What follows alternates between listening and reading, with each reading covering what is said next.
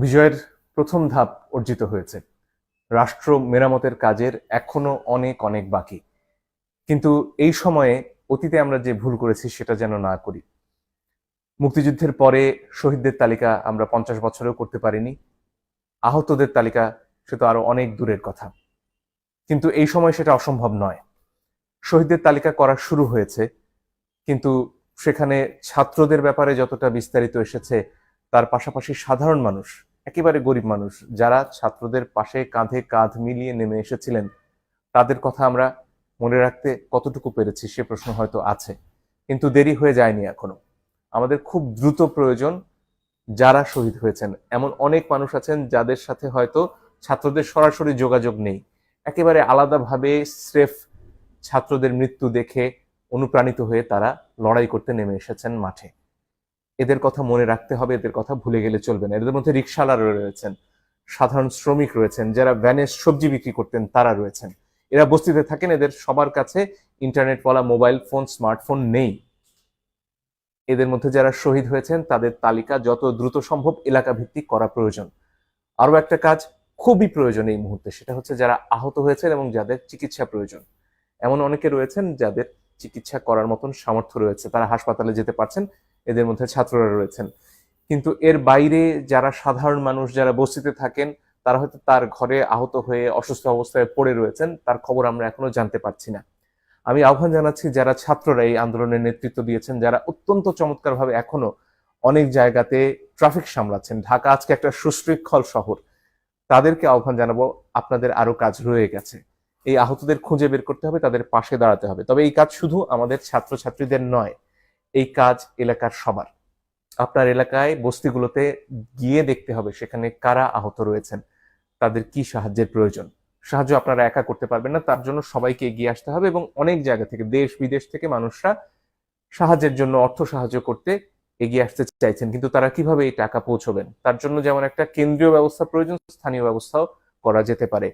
প্রথম কথা, একটা গুগল ডক করা যেতে পারে যেখানে এই তথ্যগুলো দেয়া হবে যে তিনি কে, কোথায় থাকেন, তার যোগাযোগের ঠিকানা বা মোবাইল ফাইন্যান্সিয়াল সার্ভিস, সেটা বিকাশ হোক, ডাচ বাংলা ব্যাংকের হোক, সেগুলোর নম্বর দেয়া যেতে পারে।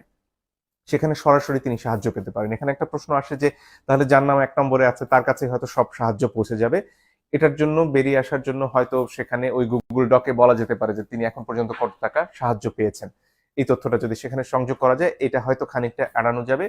এছাড়া যারা ওয়েব ডেভেলপ করেন তাদের পক্ষে একটা ওয়েবসাইট তৈরি করা সম্ভব, যেখানে আসলে এই যে কার নাম আগে আসবে কার নাম পরে আসবে এটা নিয়ন্ত্রণ করা সম্ভব, যাতে সুষ্ঠুভাবে এই সাহায্যটা সবার কাছে পৌঁছানো সম্ভব হয়। এটা খুবই জরুরি একটা কাজ, কারণ এই মানুষগুলো এই মুহূর্তে আমাদের সাহায্য না পেলে হয়তো তাদেরকে প্রথম যে তালিকা, শহীদদের তালিকায় চলে যেতে হতে পারে। তাই তাদের পাশে এই মুহূর্তে দাঁড়ানো খুব প্রয়োজন, শহীদদের পরিবারের পাশে দাঁড়ানো খুব প্রয়োজন। আরো একটা কাজ সারা দেশ জুড়ে চলছে, সেটা হচ্ছে যেসব হামলা হচ্ছে, বিশেষত সংখ্যালঘুদের ওপর যে হামলা হচ্ছে, সেটা আমাদের যে কোনো মূল্যে ঠেকাতে হবে। ছাত্রছাত্রীরা এই হামলা করছে না, যারা এই যে জনগণ যারা এতদিন গুলি উপেক্ষা করে রাস্তায় নেমেছেন, তারা এই হামলা করতে পারেন না।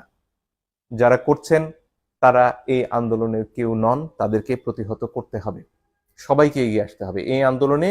যেমন একজন মুসলমান ছিলেন, তেমনি হিন্দুরাও ছিলেন, তেমনি বৌদ্ধরা ছিলেন, তেমনি সমতলের মানুষ ছিলেন, তেমনি পাহাড়ের মানুষ ছিলেন, আদিবাসীরা ছিলেন।